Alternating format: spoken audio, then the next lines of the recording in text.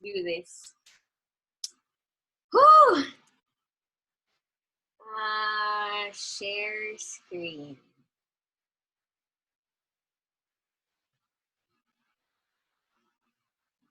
There! Hello everybody! Magandang hapon po sa inyong lahat and it's my pleasure and privilege to share with you this afternoon and talagang kinakabahan ako pero kaya natin to. Kasi nung sinabi nga ni Mommy na mag-share, iniisip ko, ano bang isi-share ko? And actually, even before pa, pag tinatanong din ako nila, Tita Duby, nila Tito Jerry, kung gusto ko daw bang mag-share sa partners training, kinakabahan talaga ako. And ito po yung very first time and this is me stepping out of my comfort zone. So, magandang hapon po ulit. So, introduce ko lang yung sarili ko. My name is Chai Santiago Gamo. And by profession, I am a financial coach. But my favorite roles in life are the following. So, I am also a wife to my loving and super poging husband. Yan. And I'm also, of course, a daughter to my amazing and super loving parents. And I'm also a sister. So, apat kaming magkakapatid. Nag-expand na kami ng nag-expand kasi unti-unting nag-aasawa, ganyan. And I am a soon-to-be mother! Yan. So, sobrang laki na ng tiyan ko, no?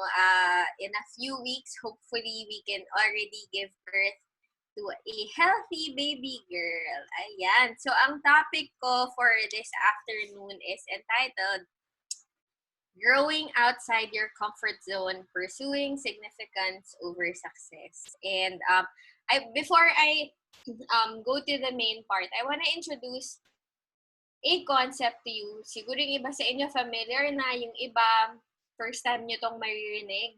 But the concept is called Ikigai. Sige nga, pakitype nga sa chat box natin. Kung familiar kayo sa concept na to, maybe you can type it there. Yes, I'm familiar. Yan, Ikigai. Alright, ayan. So the concept Ikigai, ano ba yun? Bakit may biglang Japanese word, no? Yan. So for those of you who don't know, Ikigai is a Japanese concept that means a reason for being. And it refers to having a direction and purpose in life which makes one's life worthwhile. And it's parang sabi nga nila, a sense of meaning to life, a reason for being. And it's what gets you up every morning and keeps you going. Yung tanong sa Tito Bobet, Ikigai. Ayan. So yung tanong 'di ba sa commercial, para kanino ka bumabangon? Yan ang Ikigai. So anong significance nito sa isa-share ko today? So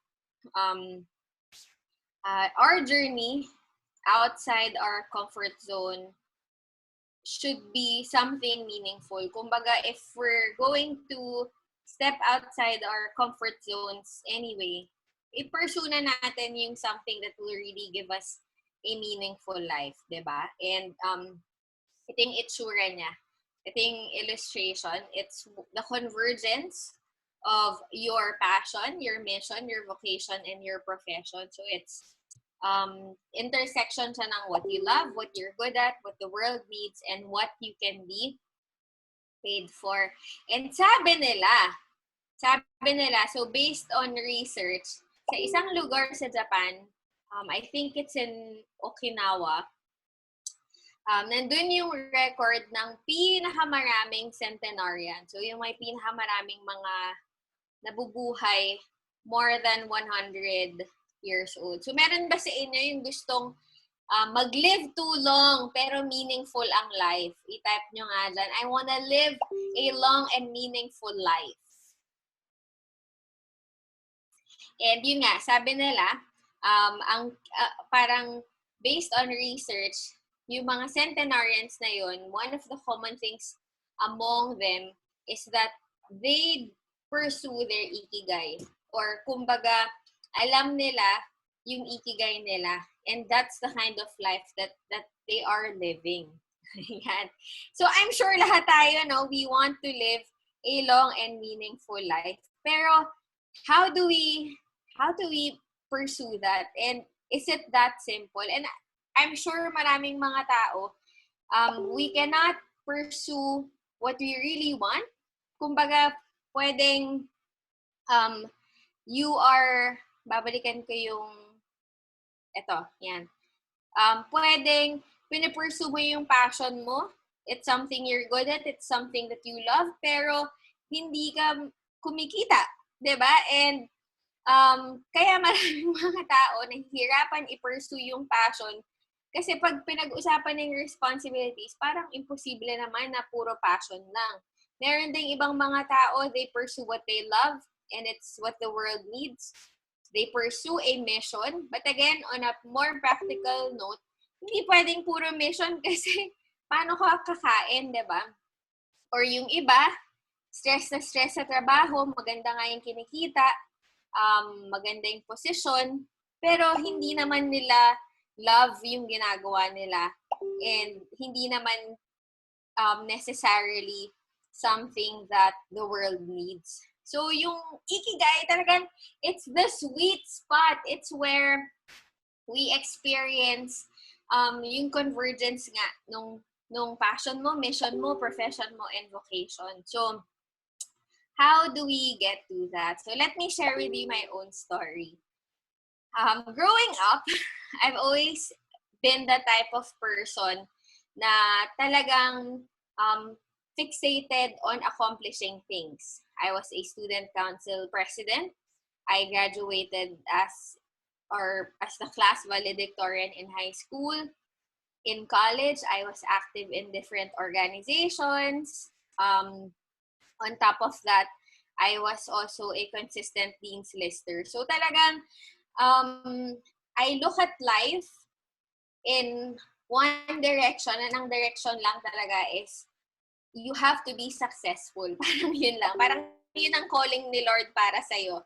You have to be successful. And in order for you to be successful, you have to make sure na yung background mo, yung, kumbaga, ginagawa mo prior to getting into a job will add up para, kumbaga, pag kumuha ng trabaho, maganda agad yung maging posisyon mo and maging successful ka agad. So, back in college, I took up engineering. So, I don't know when was the last time I said my course, but I'm a graduate of manufacturing engineering and management with specialization in biomedical engineering.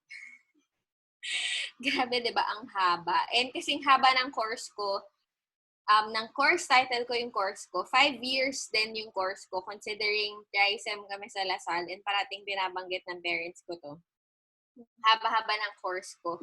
But right after I graduated, I actually did not pursue engineering. So, what happened? Yan na nga. Bakit ako nag-engineering muna? So yun nga, ang belief ko was that if I follow the footsteps of my parents, bilang pareho silang engineers, nakikita ko na yung sarili ko na magiging successful din ako in the future. Makakabili ako ng sarili kong kotse, may magandang trabaho, makakapag-travel ako, makakapagpatayo agad ako ng bahay. Yan yung thinking ko. Sabi pa ng nanay ko, i-take mo yung biomedical engineering kasi sa Intel ngayon, ano na rin yan, isa na yan sa mga parang ni-research, ganyan, maganda yung future niyan. So, okay naman, sunod naman ako kasi nga, unique yung course.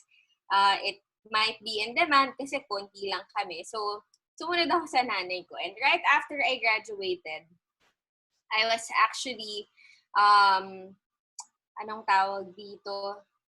Kumbaga, chosen out of the thousands of fresh grad who applied for this. So, yung Nestle Mile, it's a parang leadership excellence program siya.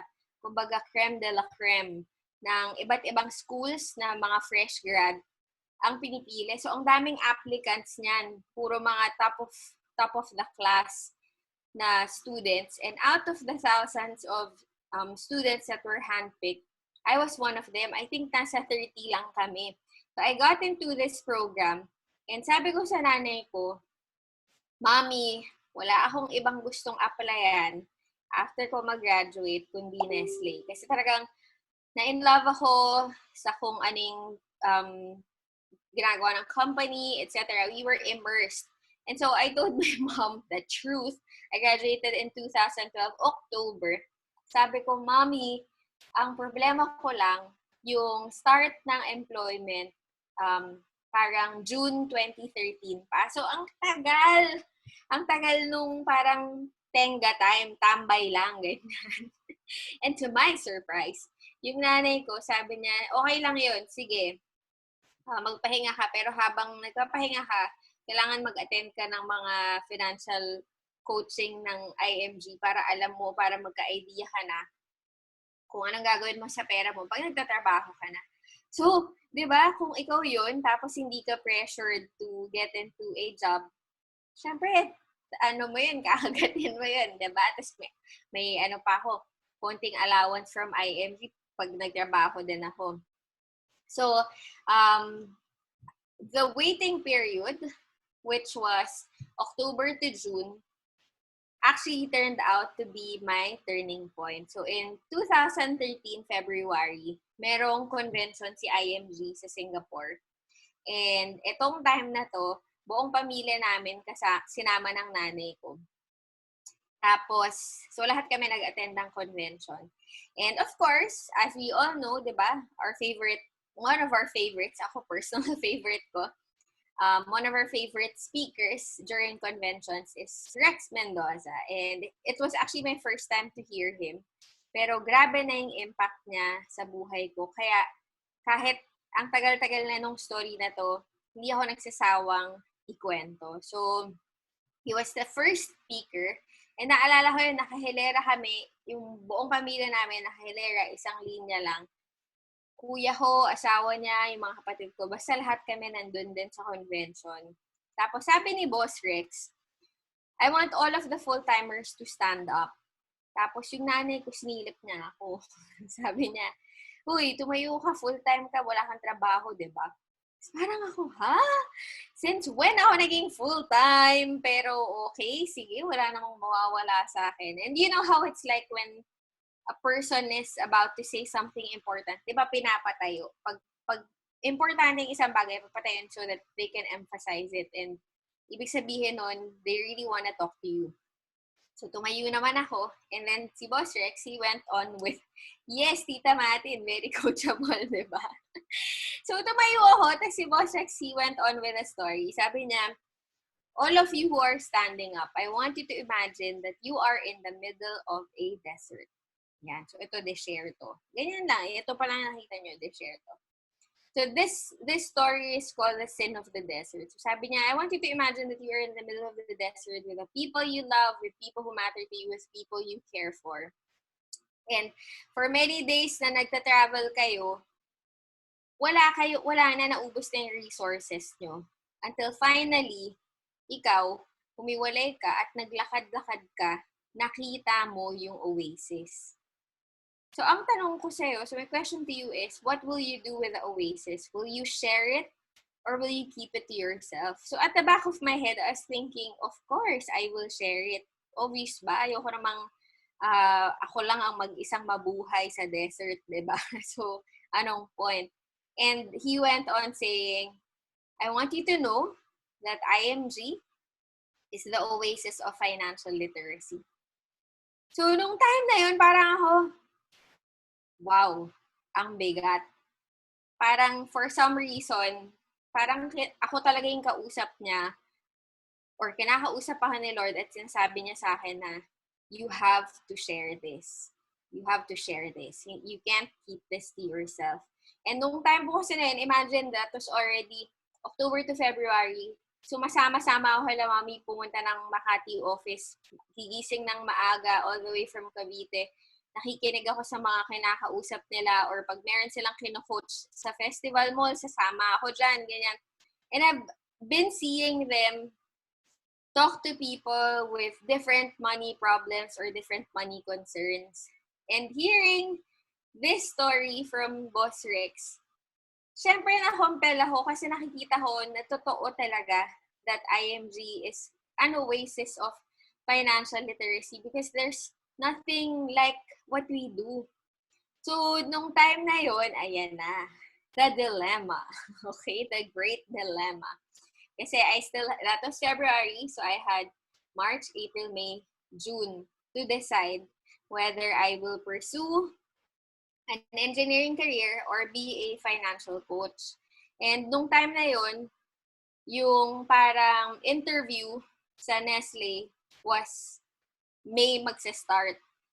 So, nung in-interview na ako, ganyan na, and I was deciding, yung nung timeline na yun, I started sharing. So, pag uwi namin ng Pilipinas, syempre, di ba, parang kasalanan na hindi ko i-share. Narinig ko pa yung story, tas wala naman akong ginawa. So, I started sharing IMG to my friends, pakonti-konti, ganyan. Pero hindi pa talaga serious. Parang, ma-share lang, ganyan. And then, in May, when I was interviewed for Nestle, yung position na binigay sa akin, walang kinalaman sa course ko at wala po talaga akong alam. It was about supply chain. And ako, hindi ako mabola na tao. And my friends know this, my family knows this. Very, very straightforward talaga ako. Hindi ako magsisinungaling. Hindi ako marunong palusot, ganyan. So, nung tinatanong ako about supply chain, parang iniisip ko na hindi ko makukuha yung trabaho na to kasi wala akong alam sa supply chain. As in zero. Tapos nung tinanong nila ako, so what do you know about supply chain? What's your background? As in sabi talaga, to be very honest with you, I don't know anything about supply chain. I just know supply and demand. Parang, yung interview na yun, syempre, management trainee. Ibig sabihin, after mong matanggap, iti-train ka nila, pagkatapos ng training, managerial position ka na kaagad. Fresh grad, imagine nyo. So, hindi siya joke. Hindi siya yung parang, hindi pwedeng ang sagot mo, hindi mo alam kung ano yung supply chain. So, in short, hindi ko po nakuha yung trabaho. And, I took it as a sign. I took it as a sign from God na maybe it was also an excuse, but I took it as a sign na sige, baka gusto ni Lord i-pursue ko yung pagiging financial coach. And during that time, it was a very difficult decision for me kasi number one, di ba? Obvious naman, if I pursue an engineering job, I will have a fixed income, may company benefits ako, meron akong business travels, and career growth, di ba? Parang mas clear yung magiging path ko. But if I pursue being a financial coach, wala akong fixed income, wala akong company benefits, wala akong stability kasi depende sa'yo. Wala naman akong background about business. So, parang back to scratch talaga siya. But I took the leap of faith. And nung time na yan, naalala ko yung may isang talk sa feast na parang paulit-ulit yung message na if you pursue significance over success, success will just follow. So, parang ako, siguro ito na yung sinasabi ni Lord na pursue significance over success. And from 2013 to early 2017, I was doing IMG but with a part-time mentality because I was also an active youth minister. So, I was being sent to different places. Alam ni Mami yan, pag simula ng mga bandang Feb or December pa nga December hanggang June, puro youth camp. Tapos June hanggang December, IMG. So parang kalahati lang ng taon talaga yung IMG. Minsan, pag pinapadala pa sa kung saan-saan, mas lalong mahahating oras. Until 2017, I finally decided to get out of my comfort zone and binitawan ko yung pagiging youth minister. I really love the youth and I really thank God for bringing me to IMG kasi siguro kung hindi ako nag-IMG, hindi rin ako makakapag-serve. But then, during that time, I felt that God was already nudging me towards a different direction. And ito nga, I took the leap of faith. And I decided I will do IMG full-time. So in 2017, that was the first time I took this photo. Nung time na yon, suntok sa buwan, wala akong team kasi by the way, for those of you who don't know, when I started in IMG, I was an instant SMD. So it was actually a struggle for me kasi syempre wala akong alam about handling people, wala akong alam about doing things the right way because immediately SMD na kaming magkapatid, di ba? Pero 2015, I was able to promote 2 SMDs. Tama, 2014 pala, we were able to promote 2 SMDs. Pero nung time na nag-decide na ako mag-full-time, yung isa kong SMD, lumipad na siya papunta ng Norway. So, nawala sila pareho. Tapos yung isa, umuwi na siya ng Cebu. Tapos nag-resign na siya completely from everything that he was doing. So, parang ito, suntok sa buwan niya ang pangangarap na yun kasi wala talaga akong team. But, like everything else and everyone else, diba, we have to start small. So, I started really getting out of my comfort zone. So, that's when I decided to create my own Facebook page. Diba, ang ambisyosa ko lang, Chai Santiago Financial Coach, wala ka namang likes, hindi ka naman kilala, wala kang background, pero nilagay ko financial coach. So, talagang courage zone. And then I started receiving messages. Ang dami na biglang mga taong nag-reach out, ganyan, hanggang sa nag-grow yung community. And then, in 2018, I started vlogging kahit wala rin po talaga akong idea about vlog and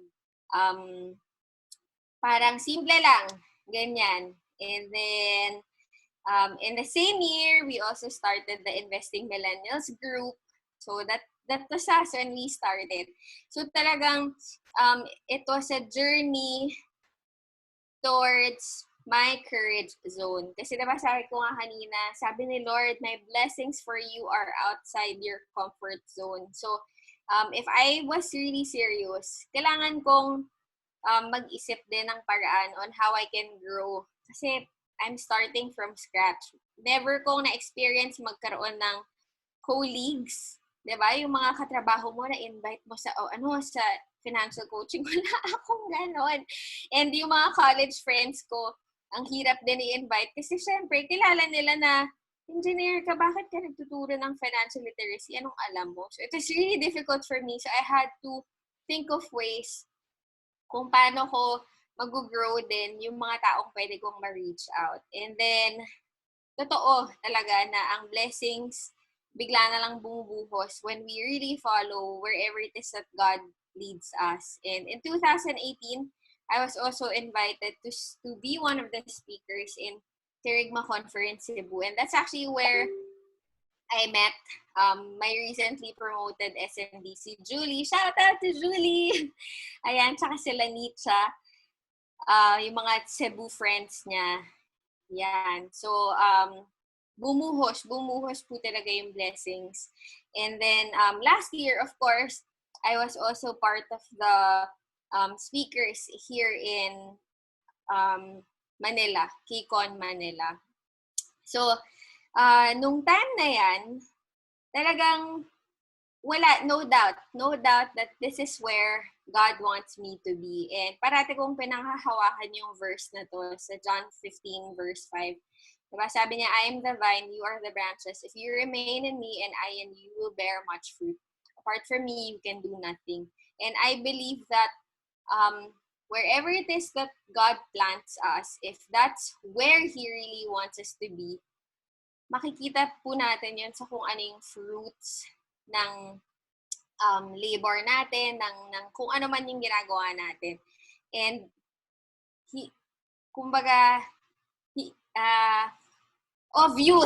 obvious naman na meron talaga siyang fruits. So, hindi na ako nag-doubt. But then, at the back of my mind, I was thinking, Lord, bakit ang daming ang blessings. Okay naman, parang nagpo-provide ka naman ng um, ng provisions and all that, nag-grow naman din ako. Pero bakit yung dream ko na maging green jacket, na maging CEO, maging EVC, kung ano-ano pang posisyon, ganyan, bakit hindi siya nangyari? Bakit hindi ako magkaroon ng team, ganyan? So, I was asking God talaga, ano bang kulang? So, I realized, in the beginning of the year, yan. In the beginning of the year, I realized, all this time I thought I was actually pursuing significance. All this time, I thought my heart was pure, and I thought that I had the right intentions. But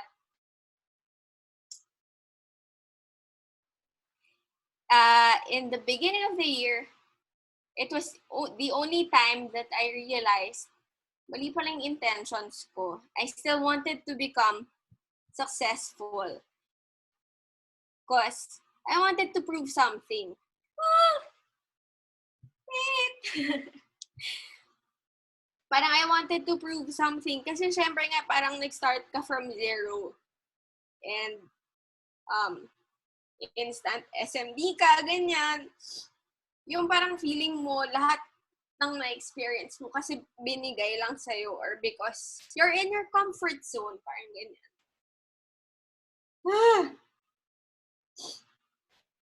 So, in the beginning of the year, I had to make this hard decision to tell my parents na, Mommy, Daddy, ayoko na mag-pursue ng mga kung ano-anong promotion sa IMG. Basta gagawin ko pa rin siya, magtuturo pa rin ako, hindi naman ako titigil sa pagiging financial coach. Pero ayoko na nung mga green jacket run, blah, blah, blah. As in, inalis ko talaga siya sa dream board. Wait. Yan. So, this is our dream board. Wala siya sa dream board namin.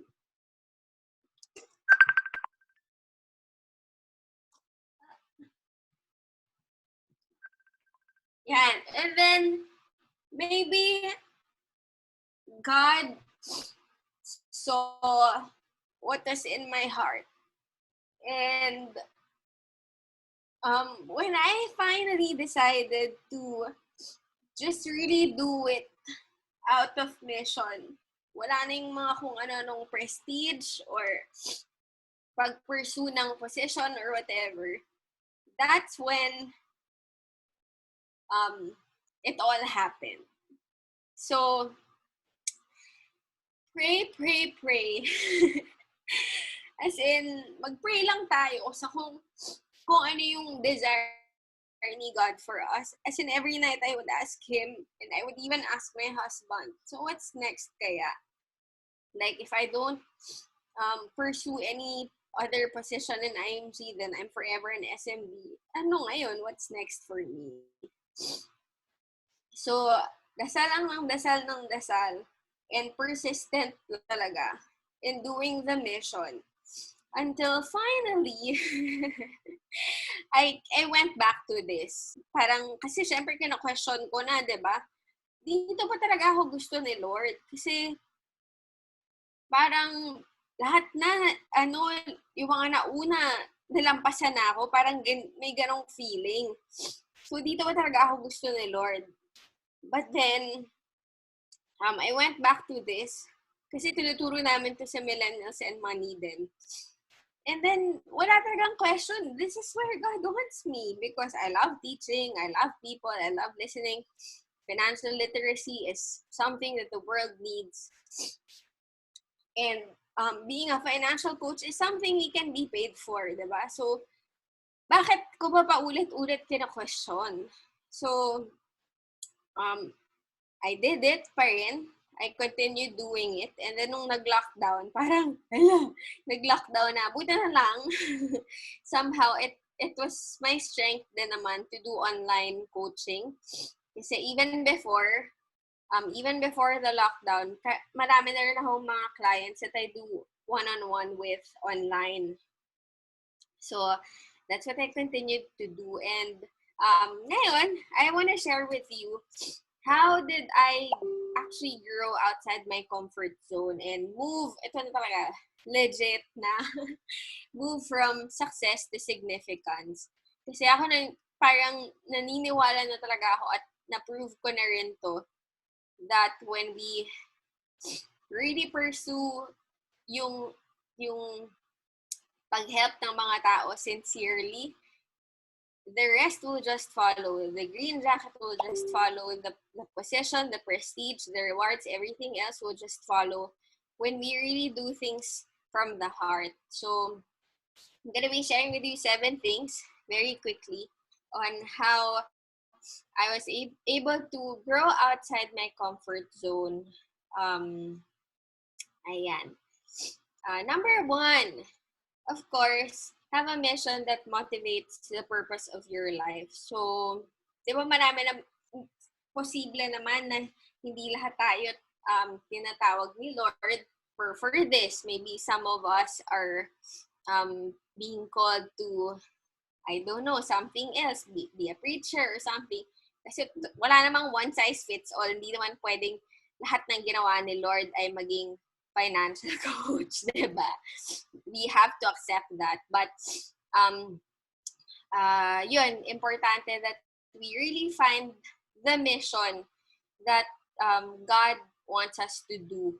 And the whole, yun nga, ever since the beginning naman, I don't think it was an accident when I heard Boss Rex share about the sin of the desert. And every single day, I talagang nagpapasalamat ako kay Lord kasi binigay niya sa akin yung mission na to.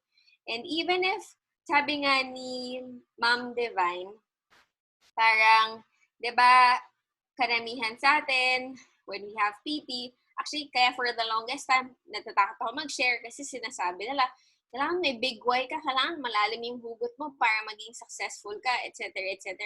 Eh, paano kung wala naman po talaga akong problema in life and I thank God for that. I mean, I don't have parents to feed. I don't have big responsibilities to take care of. So, parang wala po ako yung maalaala mo kaya na kind of drama. So, ang hirap talaga noon na mag-imbento ng big why. But sabi nga ni Ma'am Divine, and sobrang nakaka-relate ako sa kanya, sabi niya, I may not have a big why, but I know that I have a big heart for this mission.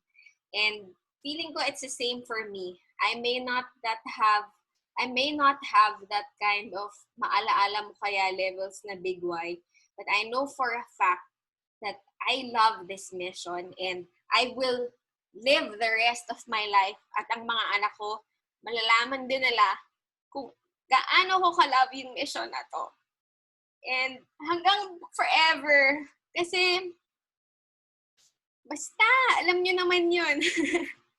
It's such a beautiful mission that we have. It's a beautiful mission that we get to change lives. So yan, have a mission.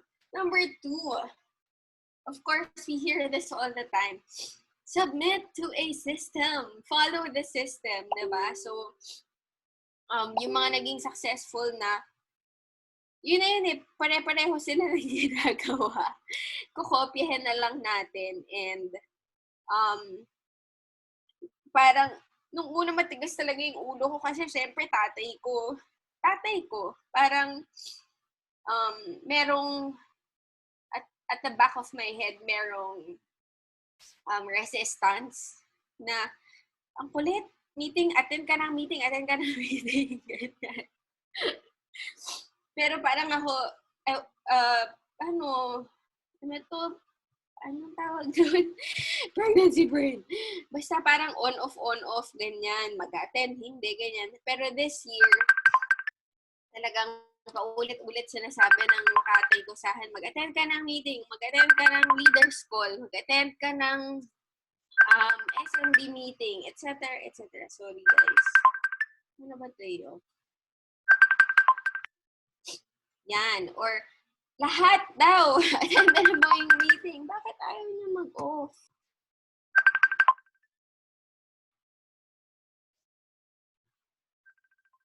Sorry. Yon. Diba? Attend all of the trainers academy, mag-qualify ka, etc. So, syempre, wala man akong choice. And actually, nung nag-start yung year, medyo feeling ko sobrang tamad, naging tamad ako. And nagigilty ako kasi nung nag-lockdown, yung husband ko, sobrang sipag, as in 8 a.m. pa lang gigising na siya, ganyan. Tapos parang ako nasa bed pa hanggang mga 9 or 10 a.m. Hindi ko naman excuse yung pagiging buntis, pero parang narealize ko, ang tamad ko, ganyan, hanggang sa realize ko, alam nga naman, ganito lang yung gawin ko buong lockdown. So, nag-start ako mag-attend ng leaders call, ng partners training, SMD meetings, etc. And even if paulit-ulit yung sinasabi, it was only now that I realized na may purpose pala yun. Kasi every time they repeat it, we get something new. And we learn something new hanggang sa tayo din mismo ina-apply na natin siya, diba? And part of it, we all know this, yung 30 days fast start checklist. So, yun talaga, hindi yun sasabihin sa atin ng mga leaders natin, ng mga coaches natin for no reason. They share it to us because it really works. Diba? Yun talaga yung key. And then, number 3, write down your action steps. So, if you have, parang create a plan. Diba? And if meron kang bagong goal, create that. So, ako, parang hindi ko naman goal maging green jacket, but it became my goal to reach out to more people, especially during the pandemic. So, parang naging result na lang rin yung pagkakaroon nga ng promotion and all that. Kasi, merong bite-sized goals na ginawa. And sinishare din namin to sa Investing Millennials group, yung pag-create ng declaration. So, yun, I really practice that personally. Yung talagang kumakausap ako araw-araw ng bagong tao, kahit isa o dalawa lang yan, para hindi ako nawawala ng activities. And may timeline. Tapos yun nga, nakatulong din na meron tayong Trainers Academy each month, yung merong Run for the Pins. Kasi parang yun yung nagiging time frame na fina-follow, di ba? And of course, hindi pwedeng walang sinasacrifice. So actually, si Mommy, kinukwentuhan ko to minsan pag nag-rant ako about time management. Kasi yung husband ko, parang he really values time. Time ang love language niya. So, nung una, parang nahirapan ako sabihin sa kanya na may meeting ako sa gabi, may financial coaching kami ng Investing Millennials, ganyan. Kasi nga, gusto niya sabay kaming nagde-dinner, etc. Pero sabi, di ba, walang success na walang sacrifice. So, we also had to come up with our compromise. And actually, parang naisip ko nga, swerte pa ako kasi yung ibang mga naririnig kong nagsishare ng run nila for green jacket, talagang hindi na nakaka-uwi or madaling araw umuuwi from their field training. Samantalang ako, nasa bahay lang naman ako, ganyan, di ba? So, the sacrifice that I had to make was somehow lighter compared to everyone else. So, I think it also applies to all of us who are listening now, di ba? Kaya din maraming napopromote because we're able to maximize our time at home with family. And hindi ganun kalaki yung sacrifice na binibigay natin. So, we have to make the most out of this. And then number 4, yan, leverage on your strengths and the strengths of your team. So, why am I saying that this is outside of my comfort zone? Ako yung tipo ng tao that I really like doing things in a certain way. Sobrang OC ko, as in, parang, basta, parang sakit ko siya na kailangan ako gumawa ng lahat para standards ko, ganyan. Pero I realized that the only way that we can really grow faster is when we act together with our team. 'Di ba? Parang when we make ourselves more duplicatable and simplehan na rin natin. And wag tayong matakot to delegate and to ask for help from our team members. And later I'll share more about this as an actual experience. Yan. And then number 5, discipline yourself physically and emotionally. Always lead by example and always be positive. Kasi talagang matetest yung character din natin dito sa IMG with all of the people that we meet each day, yung mga rejections natin, yung mga kumbaga vitamins that we take every day from the people that we meet, 'di ba? That's us being pushed out of our comfort zones, and I don't think there will be success or we will experience significance if we're not willing to be transformed. As in, kung yung character natin, hindi natin hahayaan mabago ng mga tao sa paligid natin, I don't think we can grow. So, this is really an important part, that we discipline ourselves to stay positive, to always look at the bright side kahit parang nasasaktan ka na or nahihirapan ka na, 'di ba? And eventually, yung mga rejections, magiging natural na parte na lang talaga siya ng day-to-day life natin. Especially kapag alam mo na nagmamahal ka ng mga tao. Parang ganun talaga, 'di ba? We really grow with IMG and with the mission that we do. And then number 6, be patient with your progress. I have to tell myself this all the time. Kasi yun nga, parang ilang taon na, tagal-tagal ko nang ginagawa yung IMG, pero parang ngayon lang na-promote and all that. And lahat tayo may kanya-kanyang oras, may kanya-kanyang timing. And ang importante, and we always hear this from different people, diba? Just stay long enough. Just stay long enough. And if you can, stay forever.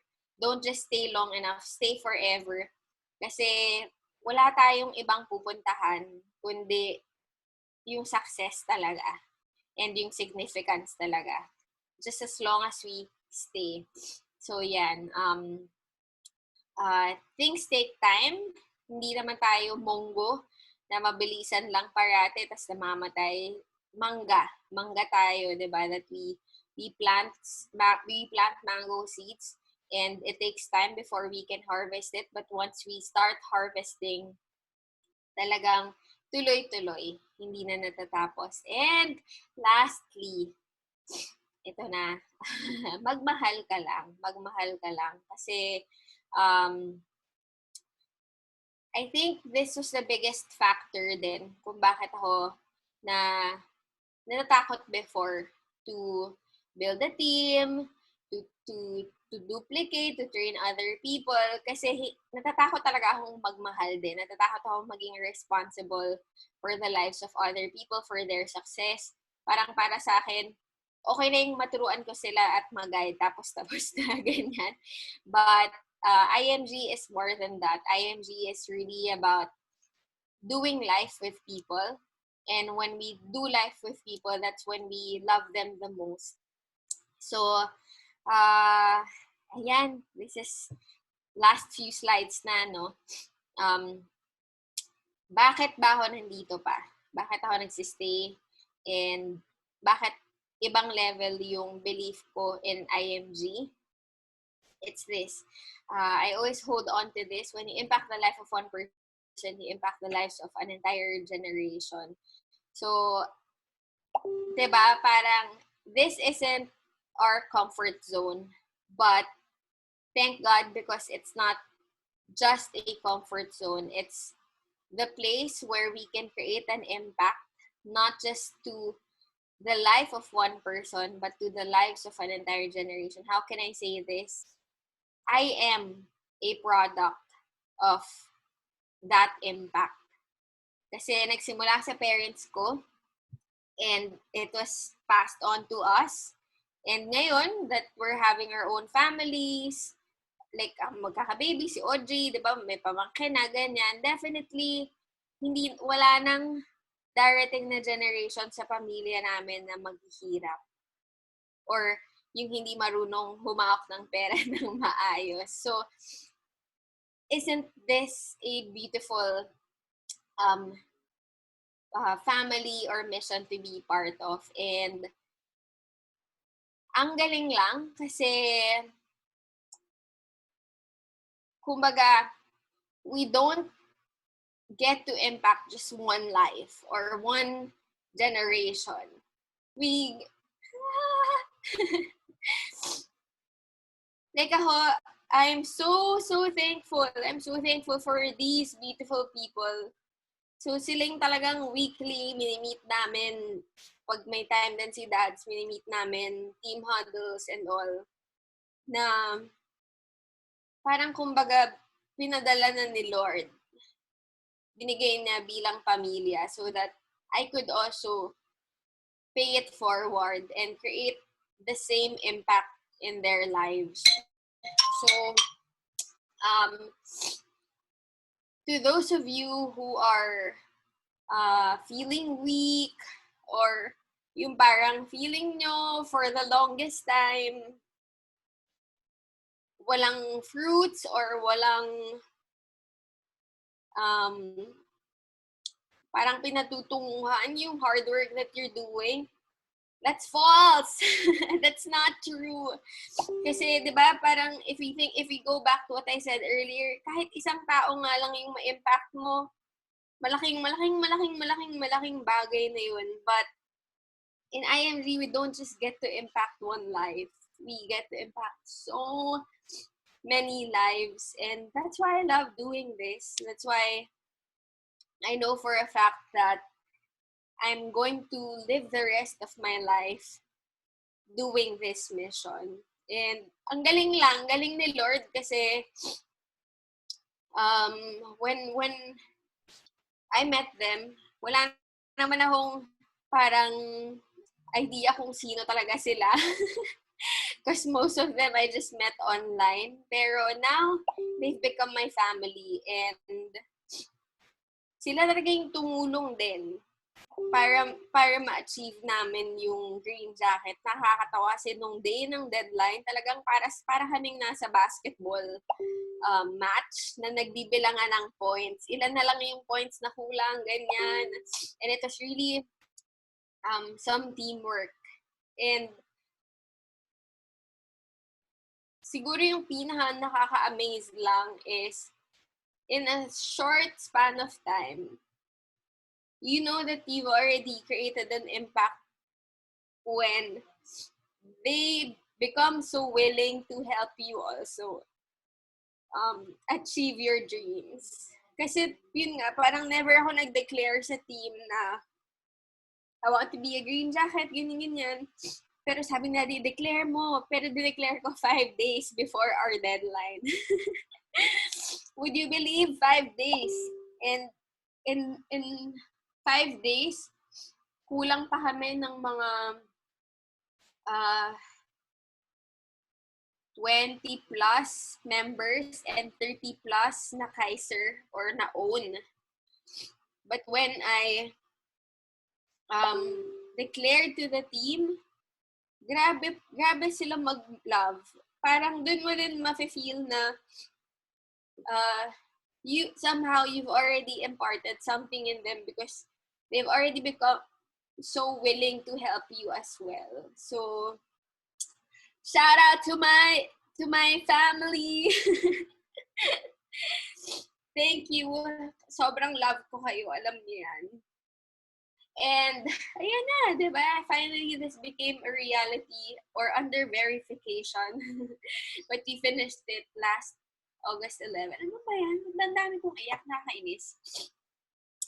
Anyway, so ito na, no, my new goal is no longer to become green jacket, CEO, ganyan. I mean, of course, I would want those positions, but it's no longer the end goal. The goal is to be able to pass on the mission mentality to to these people, for them to be able to pass on the same mentality to other people. And para sa akin, that's the new meaning of building people. It's about sharing the oasis. It's about making sure that they see the level of impact that they can create in the lives of other people as well. And every single day, at para sa inyong lahat din na nakikinig na ginagawa niyo rin yung IMG, let's thank God. Let's thank God for this beautiful privilege to change other people's lives. Kasi there's nothing like this. Diba? We can be successful outside. Pwedeng, diba, magtrabaho tayo, mabili natin kung ano-anong sasakyan gusto natin, bahay, etc.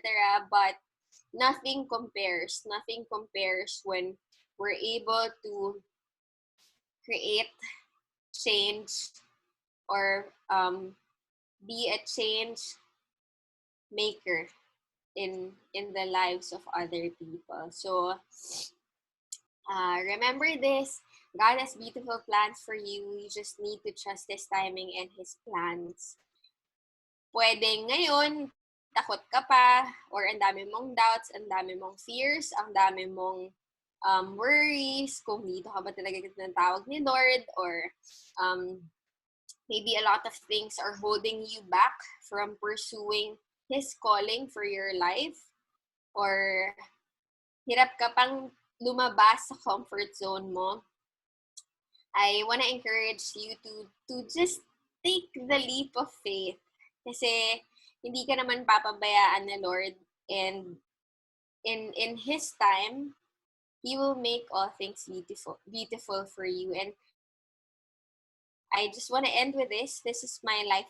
Actually, this is my life chapter, yung buong Psalm 23. But this is my favorite line in Psalm 23. Why would I fear the future? Surely your goodness and love will pursue me all the days of my life. When we feel so afraid, when we feel like we don't know if things are gonna work out for us, tatandaan lang natin parati, mahal tayo ng Diyos, and hindi niya tayo papabayaan, and He will just continue to give us the best version of our dreams. So, kapit lang and tuloy-tuloy lang natin gawin yung IMG mission. So, that's all! Nag-OT na din ako! Thank you!